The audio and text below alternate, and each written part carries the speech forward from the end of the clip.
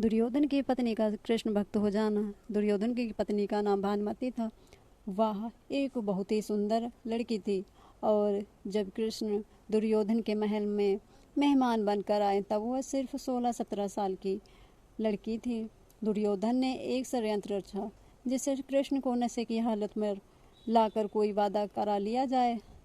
उसने सभी तरह की व्यवस्थाएं की और इस बात का ख्याल रखा कि भोज में खूब अच्छी मात्रा में शराब भी हो। दुर्योधन के दोस्त भी आए और सभी ने इतनी शराब पी कि वे सब नशे में धुत हो गए, पर कृष्ण ने अपने आप को शांत रखा और वे हर किसी को खुश रखते हैं।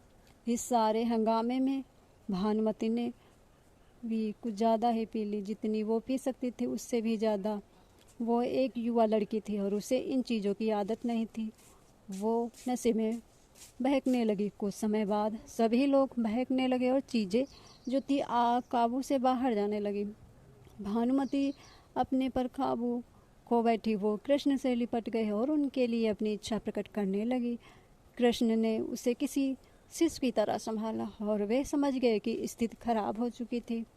वे भानुमति को अगर कहते हैं कि कुछ गलत कर बैठी तो बाद में संभाल नहीं पाएगी और हस्तिनापुर की रानी का गौरव कलंकित हो जाएगा।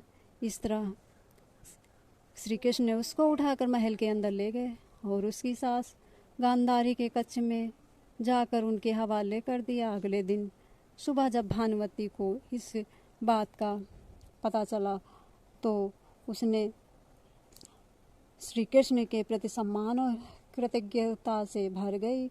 क्योंकि उन्होंने उसको बचा लिया और वह तब से श्री कृष्ण की अनंत भक्त बन गई।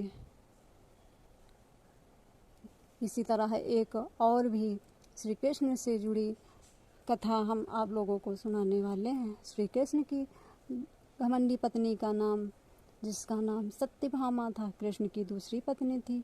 वो एक बहुत ही घमंडी स्त्री थी। उसका ये मानना था कि वो सबसे सुंदर और सबसे अमीर स्त्री थी, क्योंकि उसके पिता एक बहुत धनवान व्यक्ति थे। वो सत्यभामा जितने और जो रत्न आभूषण और संपत्ति चाहती थी वह सब उसके पास थे। स्वाभाविक रूप से घमंड उसकी एक बड़ी समस्या थी। एक बार कृष्ण के जन्मदिन के अवसर पर सत्यभामा ने सोचा कि वो सब को दिखाएगी वो कृष्ण को कितना प्यार करती है। तो उसने तय किया कि वो कृष्ण के वजन जितना सोना शहर के लोगों में बांटेगी। एक बार कृष्ण के जन्मदिन के अवसर पर सत्यभामा ने सोचा कि वो सबको दिखाएगी कि वो कृष्ण को कितना प्यार करती है। तो उसने तय किया वो कृष्ण के वजन जितना सोना शहर के लोगों में बांटेगी। और ये मंदिरों में भी होता है, लोग एक बड़ी तराजू में अपने वजन के बराबर मक्खन, घी, चावल और खाने की अन्य सामग्री रखते थे और उन्हें गरीबों में दान देते थे। यह प्राचीन परंपरा चली आ रही थी। तो सत्यभामा ने तुलाभार की व्यवस्था की। लोग बहुत दूर दूर से यह दृश्य देखने के लिए इकट्ठा होते हैं और इन सब बातों पर कृष्ण पर कोई भी असर नहीं हुआ। वे जाकर तराजू के एक पल्ले पर बैठ गए।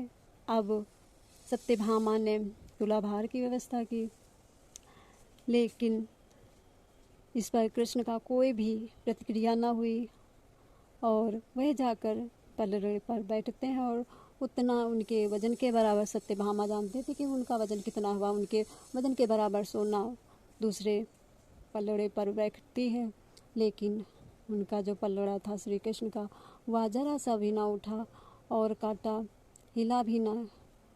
ऐसा ही कुछ तब भी हुआ था जब कृष्ण एक शिशु थे। एक राक्षस आकर उन्हें ले जाने लगा, तब कृष्ण ने अपना वजन इतना बढ़ा लिया कि राक्षस वहीं गिर पड़ा और कृष्ण ने उसके ऊपर बैठकर उसे कुचलकर मार डाला। क्रिया योग में एक ऐसा ही तरीका है जिससे कोई योगी अपना वजन बढ़ा या घटा सकता है। ऐसी बहुत ही कहानियाँ हैं। ऐसे योगी भी थे जो पहाड़ की तरह भारी हो जाते थे। तो इस बार भी कृष्ण अपना वजन बढ़ाकर तराजू में बैठ गए। दूसरे पलड़े पर सोना रखा गया, लेकिन ऐसा कुछ और दूसरे पल्ले पर सोना रखा है, फिर भी कुछ ना हुआ। तो सत्यभामा ने अपने सारे आभूषण, जितने भी महल में आभूषण थे, वह दूसरे पलड़े पर रख दिए और जो श्री कृष्ण का पलड़ा था वह जरा सा भी ना उठा। अब यह देख कर यह शहर के बड़े बड़े सभी लोग देख रहे थे उन्होंने अपने नौकरों को बुलाकर अपने महल से जितने गहने वगैरह सब कुछ थे सब कुछ मिलाकर उसमें डालती गई, लेकिन कांटा जरा सा भी ऊपर ना उठा। अब यह देखकर वह बहुत ही घबराई और चिंतित होने लगी और रोने लगी, क्योंकि उसके लिए यह शर्म की बात थी। वह सोचने लगी कि अब क्या करें। रुक्मणी जो श्री कृष्ण की पत्नी थी, जिससे सत्यभामा अत्यंत और बहुत जलती थी, वह उनके पास कर जाकर रोने लगी और कहने लगी कि यह शर्मजनक, बहुत ही शर्मजनक की बात है। सारा शहर देख रहा था कि उसके पास पर्याप्त सोना नहीं था। वह हमेशा संपत्ति के बारे में इतना घमंडी थी कि उसके पास पर्याप्त सोना है।